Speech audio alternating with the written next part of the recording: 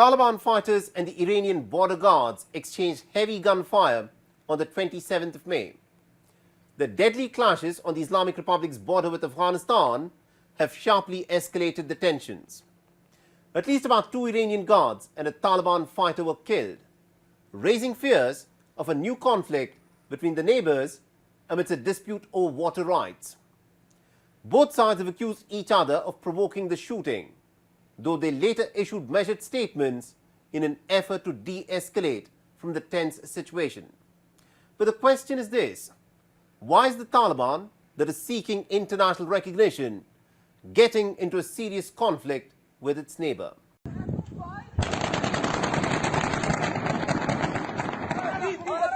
Tensions escalated between the Taliban-ruled Afghanistan and the Islamic Republic of Iran this past week. Deadly clashes were reported past Saturday at the border post between the Afghan province of Nimroz and Iran's Sistan-Baluchistan province. It still remains unknown who initiated these shootings, in which troops from both sides were killed and wounded.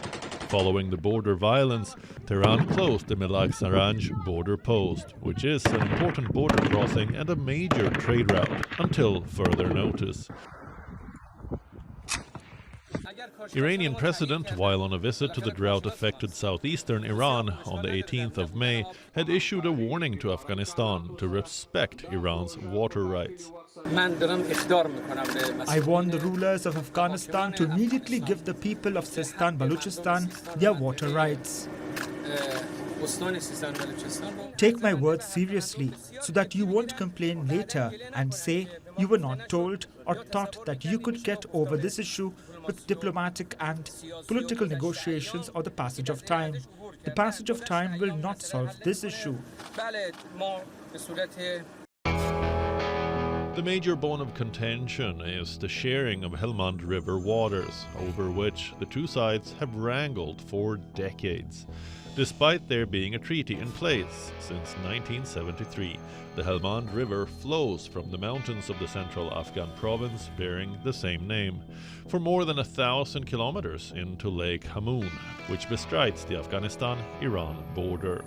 Once one of the world's largest wetlands, Lake Hamoon straddles 4,000 square kilometers between Iran and Afghanistan.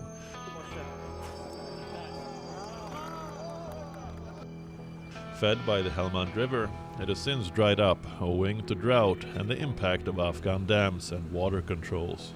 With construction work resuming on the Baksh Abad Dam in May, the Taliban hope to generate 27 megawatts of electricity and address the major issue of irrigation in the frequently drought-hit country.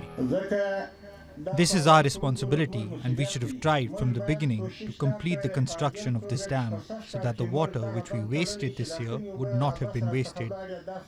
Afghanistan is not a small country. As the Minister of Energy and Water mentioned, our roads are broken, our other infrastructure is in the same condition, dams as well.